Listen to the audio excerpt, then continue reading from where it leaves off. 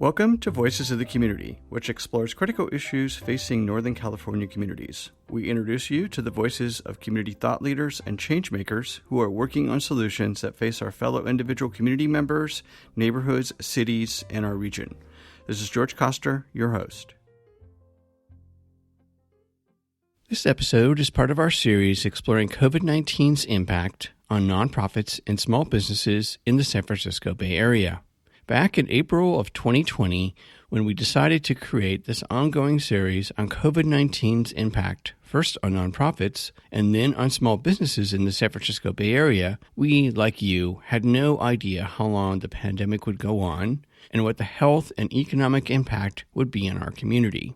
Even with vaccinations slowly increasing for adults, new vaccinations for children, and boosters for adults, as we go into the fall and winter of 2021, we're seeing a potential fourth wave of COVID-19 with cases and deaths increasing.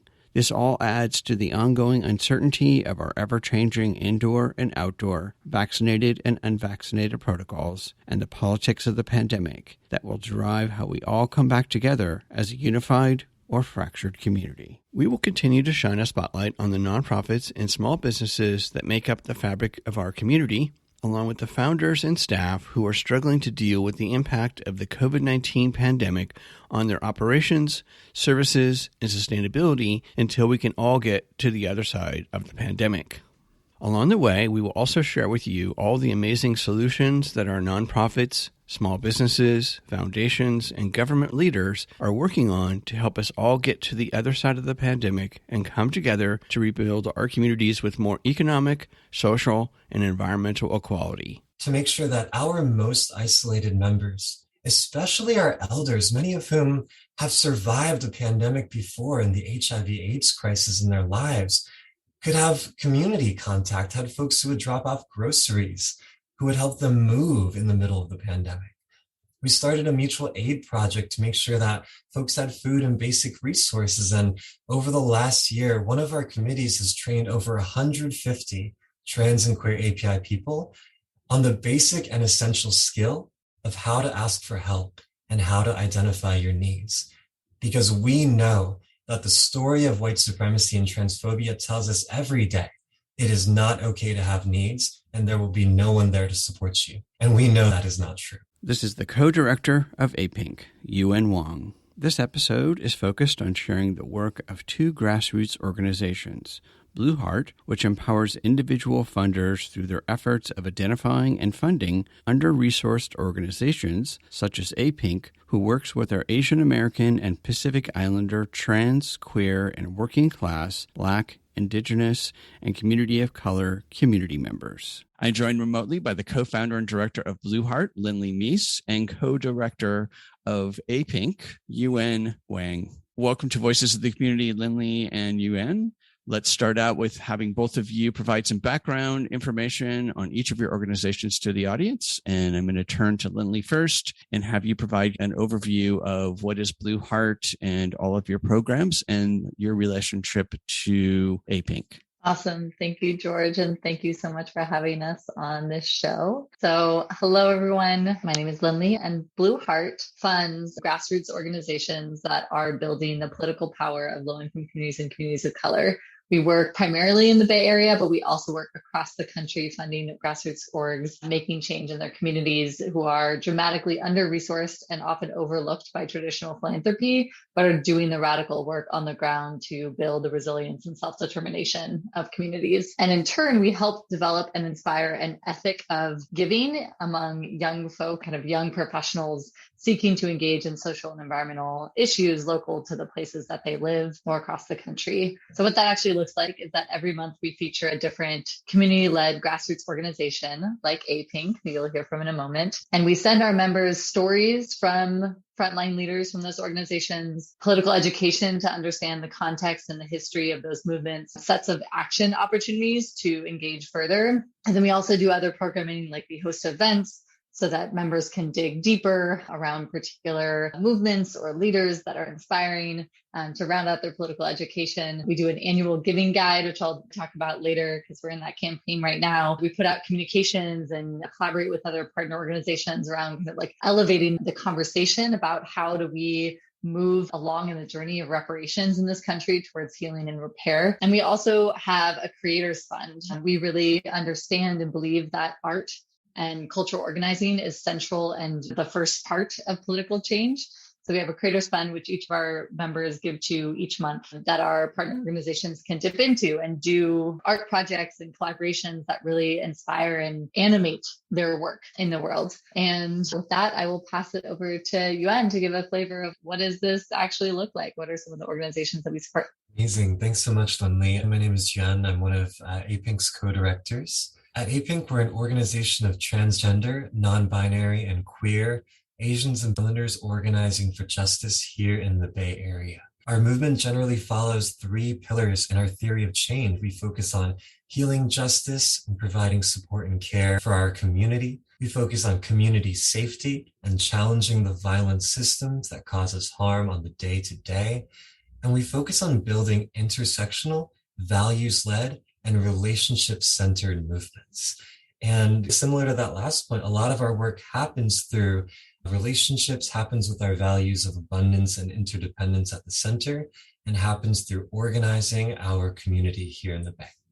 Thank you. My next question is for both of you, and I'm going to start with you, Lindley. How has the pandemic impacted Blue Heart's ability to attract funds, for example? Has it fallen off? Have people gotten more engaged because they see the need? Yeah, thanks, George. So in some ways, our programming hasn't changed a lot. And in some of that, what you're referring to at the end, like the deeper kind of ethic and impulses behind the work have been greatly amplified. So on a practical level, a lot of our programming has moved online, which has cost us the vibrancy of in-person relationship building, but has allowed us to expand our reach to folks outside the Bay and beyond our normal reach of folks. So that has been really excited to see our community expand in that way. I think more importantly, COVID-19 has brought into much starker relief the interlocking injustices of this political moment and how the root causes of the climate crisis and the pandemic are interconnected. And then in tandem, the racial justice uprisings of last summer have clearly demonstrated the power of social movements that are built over time from a really grounded base and from organizing on the ground, and has mobilized a really big portion of the liberal base to yearn for deeper connection to and desire to support grassroots organizing. So we've seen an increase in Blue Heart membership by 20%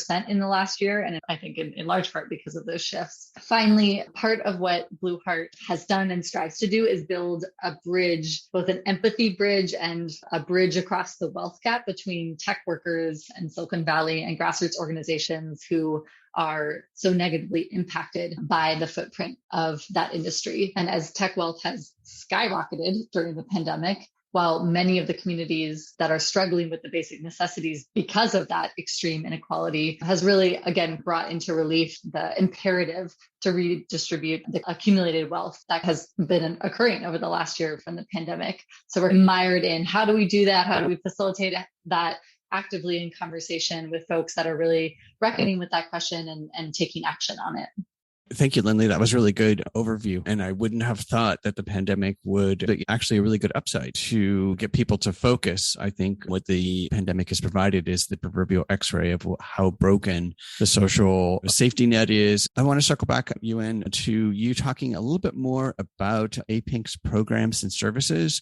I know you have a leadership development program with apprenticeships. Can you talk a little bit more about the organization's work to, if you will, incubate leaders within the trans API community? Yeah, thanks for asking. And I think that question is really related to the COVID pandemic too, and the way that our community has responded in the past 2 years. For so many people who come to APINK, being in an APINK space, whether it's a potluck or a committee or the summer organizer program, one of the leadership development programs, it's so often the first time that they're with other trans and non-binary Asians and Pacific Islanders. For many folks, like for me, the first time I walked into the Summer Organizer program, it's the first time that we feel safe and we feel fully seen with other people who are like us. And at the start of last year, learning that we were going to need to shelter in place and wouldn't get to be together in person, wouldn't get to cook food to prepare for a committee meeting or look after each other in that way, it was deeply devastating. I heard from a lot of members who would just text me in early March and April saying, it's really painful that I can't come to the office or we can't go to the trans justice meeting together. But I think what's been really beautiful is the way that people have taken all the skills they have learned through years of caring for each other and built new programs during COVID to support each other. Last year, at the very start of the pandemic, a group of our members came together to build a phone tree to make sure that our most isolated members, especially our elders, many of whom have survived a pandemic before and the HIV/AIDS crisis in their lives, could have community contact, had folks who would drop off groceries, who would help them move in the middle of the pandemic. We started a mutual aid project to make sure that folks had food and basic resources. And over the last year, one of our committees has trained over 150 trans and queer API people on the basic and essential skill of how to ask for help and how to identify your needs. Because we know that the story of white supremacy and transphobia tells us every day it is not okay to have needs and there will be no one there to support you. And we know that is not true. And so aside from all those programs and bringing a lot of our stuff online, it's really been an opportunity for us to adapt. And I think even though it's been really challenging, and like Lindley said, we don't have those moments of just like organic friendship or, we log right off Zoom after a meeting instead of hanging out or walking each other and making sure we get to BART safely. I think people have still really dug into care for each other. So staying with you, Yuan, we've had this, I call it the magical reopening. June 15th, we're all supposed to come back. Then, of course, Delta hit and it all went backwards, et cetera. In the coming back from the pandemic, what are some of the things that you've noticed? People more cautious or people coming back together? So much about what you just described is all about family. It's all about community. It's all about trust. So do you feel like people are coming back out to a point where they feel comfortable and trust, and especially given all of the violence on our API community during this last 19 months as well, even in San Francisco on Market Street, especially with our elders? Yeah, I think that's a great question, George. I think there are two big parts that you make me think of there. One is around our safety with COVID. And the second is just a bigger question of, are trans and queer API people going to be safe as we navigate the world? Have we been safe? I think to the first one, to be honest, we have learned so much in the past 2 years about how to practice disability justice and how to practice access intimacy. Folks have needed to be online for as long as online has been a thing for the past few decades, but it's only been a reality for so many more of us in the past 2 years. So I even notice as we start to do our first things in person or our first hybrid things with an in-person component, that people are so thoughtful about asking, what are your COVID needs? How can we make sure that the people who are most vulnerable, we're meeting those needs, whether it's being masked or getting tested or providing proof of vaccination? And I hope that this provides our communities a deep lesson in how to practice that kind of access care going long term. I think when it comes to our bigger picture of safety, though, that's been a question for us before the pandemic. You had asked Lindley earlier, I think, a great question of how has the pandemic affected our fundraising or our ability to get resources? And to be honest with you and everyone who's listening, the day after a group of women, Asian women workers, were killed in their place of work in Atlanta, I woke up and I get notifications when people donate to APINK on my phone. And I just had an unbelievable amount of emails notifying me of donations. And I think it'd be easy to think, wow, that must feel so exciting or good. But I actually just started sobbing, standing in my kitchen, just crying, because it made me so angry to think that it took people dying. It took murder for people to move their resources to something that they do believe in, to make our communities a priority. And so even though we've received an amount of attention and that is unprecedented for our broader Asian American Pacific Islander communities, I think the big question going forward is, what will we do to make sure that we are a priority beyond the time that we are a trend, and to make sure that's true of our funders, supporters, and our own people. Thank you. And Lindley, what do you feel has been some of the most impact the Blue Heart team has had prior to the pandemic, and then in the pandemic, if you will, and now starting to come out of the pandemic? Biggest impact? That's a hard question. First, I just want to acknowledge Yuan sharing that story. That was really moving to hear, and really want to echo that, like the rage and the motivation to really like animate folks' engagement in their community, in this like global community, in this global moment, in a way that like they fully see their stake in the collective. And I see that happening and I feel excited by it. And also there's like these tragic moments. And I think the racial justice uprisings is another example of that, where is this really what it takes? Yeah. How do we really humanize ourselves and each other way before harm happens? So to your question, George, it's in our small, scrappy way, Blue Heart has helped people envision new possibilities for how to be in relationship to movements. We've supported members in seeing themselves as part of social change and loosening their hold on the individualism and greed and exceptionalism that bind us so tightly to the systems of supremacy that we live within. And I have had so many conversations with members that did not previously understand the power of collective action, the power of organizing. And now through just light touch with the work that we do as an all volunteer team, they feel connected to the levers of change and really can see the possibilities of a more just and beautiful world. So I think igniting that imagination through the small pieces of programming that we do is the small but meaningful footprint that we have. And one example of that is we used to, at the beginning of Blue Heart, at our birth, we had a couple of years of working on a monthly basis with different local artists to collaborate with grassroots organizations to really bring alive their visions in artistic form.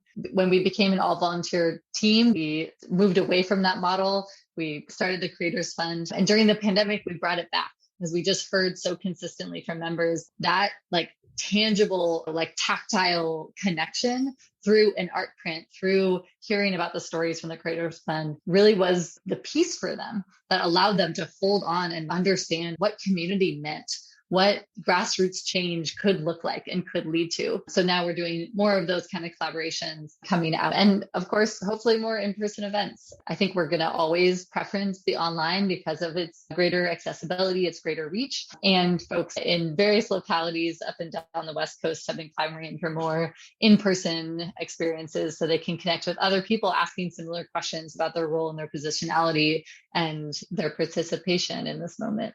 And to stay with that for a moment, Lindy, is Blue Heart's vision or intention to also bring together someone like APINK and to bring APINK together in a community event with Blue Heart's funders community for an educational, informational exchange, community building exercise? So that if I'm a funder or a member of Blue Heart, I could see my money being directed into APINK and I get to put a proverbial face on what is APINK and who the members are, and they get a chance to talk to you and et cetera.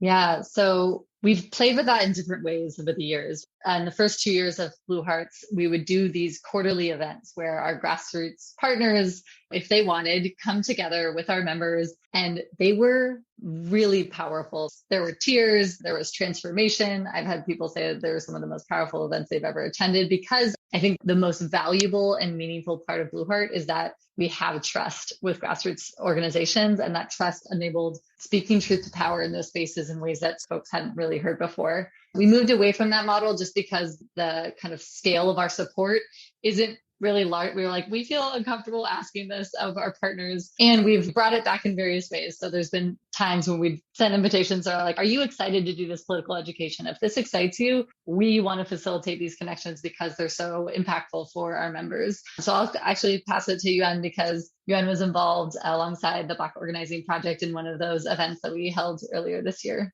Yeah, that's true. I was there and it was so powerful. Thanks for sharing that, Lindley. As a little context, Blue Heart brought together APINK and folks from the Black Organizing Project, a really powerful organizing group here in Oakland, to talk to Blue Heart's funding partners and folks who are a part of that community.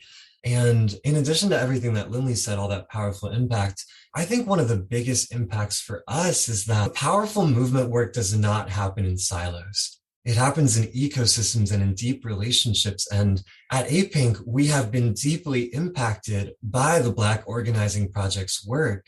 And it was just really special for us to be in conversation about that together. And I think so often what the funding world does is it asks you to present yourself or your organization as more deserving of funds than any other group or person working for this cause. And I think I can see the ways that Blue Heart is actively challenging that individualism in the world of philanthropy, in the world of funding. And I think it was a really beautiful moment of that.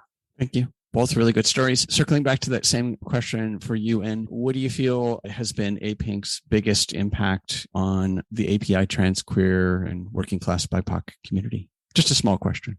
Yeah, I'm laughing because I'm like, wow, that is such a small question. Okay, I'm going to give you like an impact and a half. I think that APINK exists because we fill a necessary role within our movement ecosystem. Trans and queer people have existed in Asian and Pacific Islander communities for centuries. And we were often the first people to be targeted when colonizers arrived in our lands, because we were the people who were healers. We were the people who were historians and storytellers. We were the people who held our communities together. And those histories have been erased. And so I think the biggest role and impact APINK has played and will continue to, I hope, play is bridging the experiences of trans and queer API people, making space for us to learn our histories and build a future where we can continue to exist and thrive despite the best efforts of violent systems. And I think the half impact I wanted to share, or maybe the process part of that, is that we are really trying to contribute a way of organizing that is rooted in relationship building and trust and in values. Something that I think we know from experience is necessary for our liberation and is so hard to practice. And we are trying to bring that in through our leadership development, but also by, training and sharing practices with other folks in our movements. And yeah, that's what I think our biggest impact is. Thank you. And staying with you, Yuan, how can folks who are listening to the show support your operation, your programs? Now that folks are coming back, can folks volunteer? How can folks get engaged? This is a great question. If you are a trans or queer Asian and Pacific Islander person here in the Bay Area, get on that website. Go to apink.org/get involved and sign up to volunteer. We need you to join us in our work. If you want to learn more about our communities, you can visit a lot of our resources. You can check out dragonfruitproject.org to visit our online museum of trans and queer API movement histories. You can check out apink.org/up-to-us to learn about our community-led needs assessment of trans API people in the Bay, and so much more. And if you just want to support us by making sure that we can fundraise enough for all this work to actually happen, to resource it, you can visit apink.org/donate to donate and help sustain us. Those are all ways to get involved. Thank you. And Lindley, same question. How can folks who want to support Blue Heart become members, funders? But then if I'm an artist, for example, or an organization like APINK and I want to apply to Blue Heart, what do I do? I'll answer that second question first. So how we have accountability is that we ask all of our current partner organizations to nominate, recommend future ones. So this volunteer team at Blue Heart, which is a very awesome team, are not the ones making decisions. It's the activists and organizers who have the trusted credibility on the ground to be recommended in the past that recommend future ones. That's our model of accountability. And yes, you can definitely join as a member. We have members giving $2 a month. We have members giving $200 a month. So we have a whole range. You can join at any level and learn about and support kick-ass movement organizations building real political power. We also have, as I just mentioned, a really awesome volunteer team. I think we have about 12 folks right now. Some have been around for literally the entire 5 years that we've been in existence. Some are new, and it's just a really fun group of folks who are excited to throw down in a variety of ways. There are tasks, small and big, on a monthly basis to help our vision become a reality. So if you want to contribute in that way, you can absolutely reach out on our website. And then finally, I just want to lift up, we just released our annual grassroots giving guide, which I haven't seen any more like this out there. It is a giving guide of grassroots under-resourced organizations across the United States. And this year we have $30,000 in matching funds, which means if you give to any of the orgs on that list, I think there's about 96, they will be matched twofold until we reach 30K. So I want to get that out. It's been newly researched, revamped, redesigned, and so excited to see that out in the world. So staying with the idea of the guide, could you share with the audience a little bit of what the criteria was to be one of the organizations on the guide itself? Yeah, great question. So it's the same criteria in terms of who we support as Blue Heart. We basically just asked our movement partners who should be on this list. And then our only vetting criteria were we trust that those organizations that were recommended are those that are building real political power and doing grassroots organizing to do that. And then they're under-resourced, which basically means they don't have big PR budgets. They don't have fundraising budgets. They're often flying under the radar of philanthropy that's giving large grants. And so smaller gifts are going to be meaningful. And they don't, because of not having traditional fundraising capacity, really can benefit from increased visibility. And again, to your point, this could be someone donating $10 or $10,000. Yuan, turning to you, could you please share with the audience one of your favorite stories of being engaged in an APIENC? Yeah, there are a lot of stories, a lot of memories of APINK that I've really loved and that have changed me. But my favorite is probably still my first experience with APINK. I showed up in the early summer at my first day of the summer organizer program, really not knowing what to expect and feeling really nervous that I wasn't going to be trans or queer, skillful or knowledgeable enough to be a part of this. And then people I didn't know, people I know now, but at the time were strangers to me, welcomed me in like I was an old friend. And as I was like, wow, do I know these people? Like, why are they being so kind to me? Thinking that to myself, Sammy, our co-director and our outgoing director, sat me down and was like, today you're not just going to be here, you're going to be a radical welcomer. And I was like, oh, what's radical welcome? And they taught me about how radical welcome is the practice of ensuring that we build spaces where all of our people never have to question whether they belong, which we are so often made to. And I just never imagined that could be a skill or a thing to practice. But when it was crystallized for me and I felt it in my body, what it was like to be welcomed in that way, when I had so many questions about whether I belonged, I think I will always remember that. And it definitely guides me today.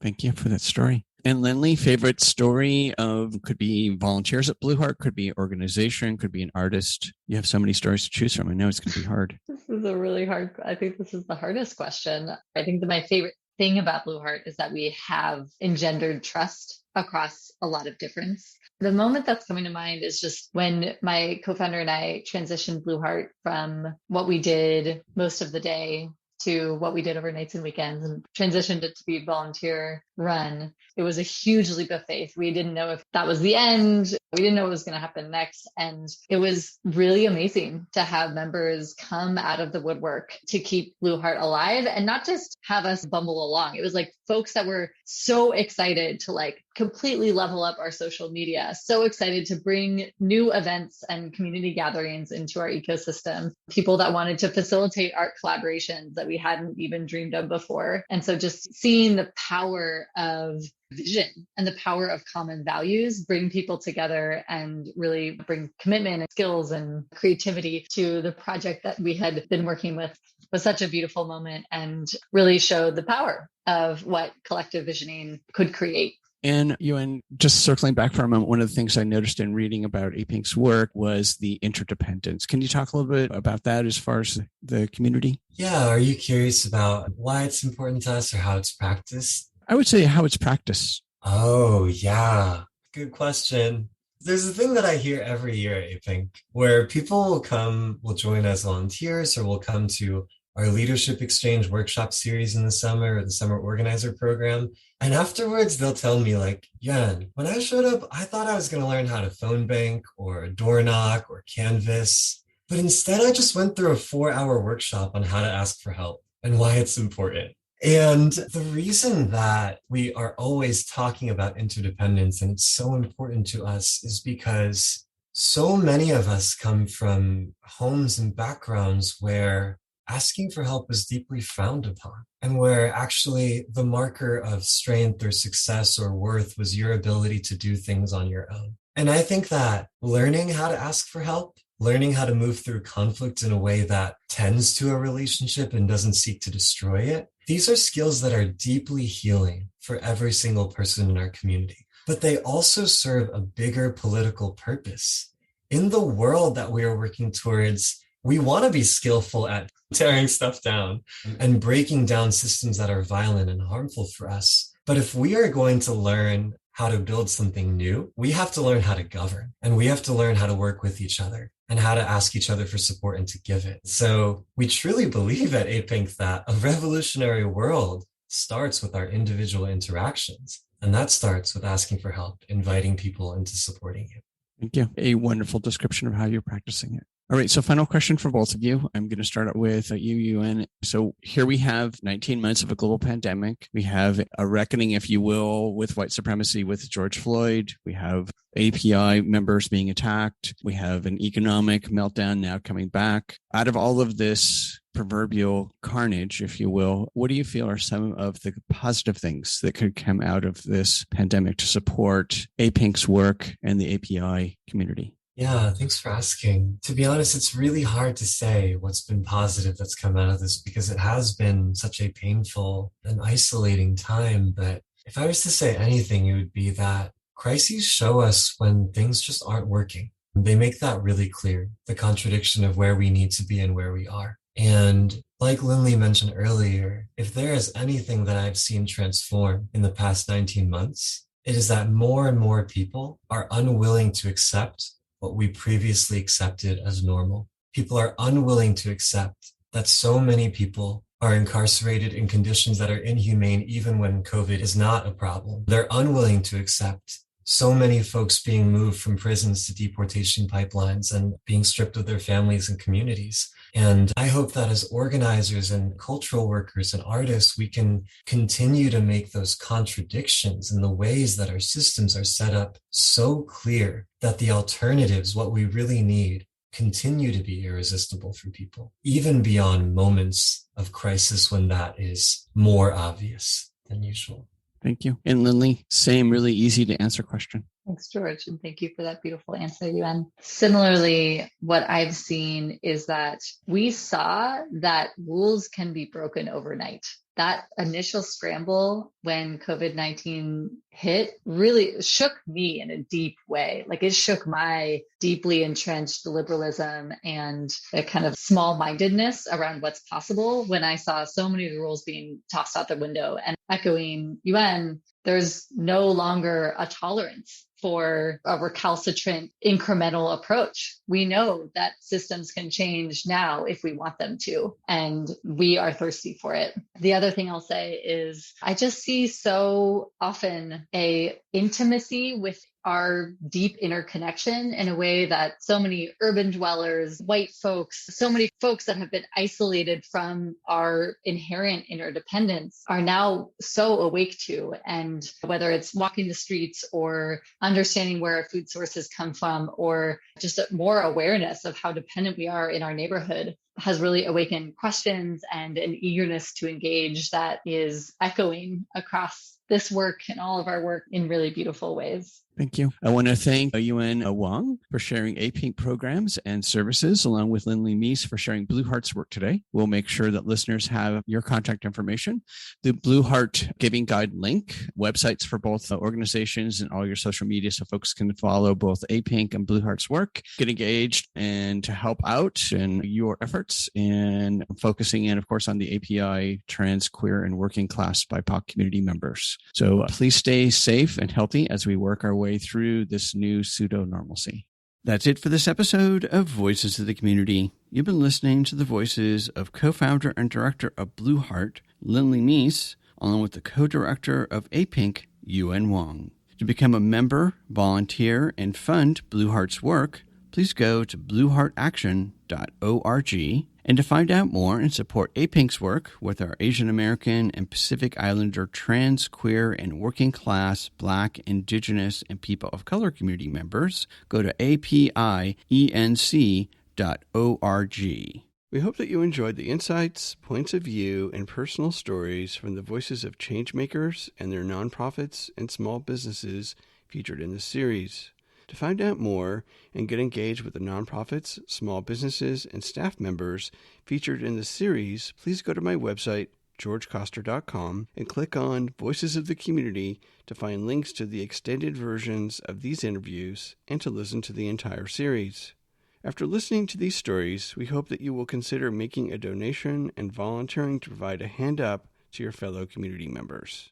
I want to thank my associate producer, Eric Estrada, and Casey Nance at Citron Studios, along with the wonderful crew at the San Francisco Public Press and KSFP.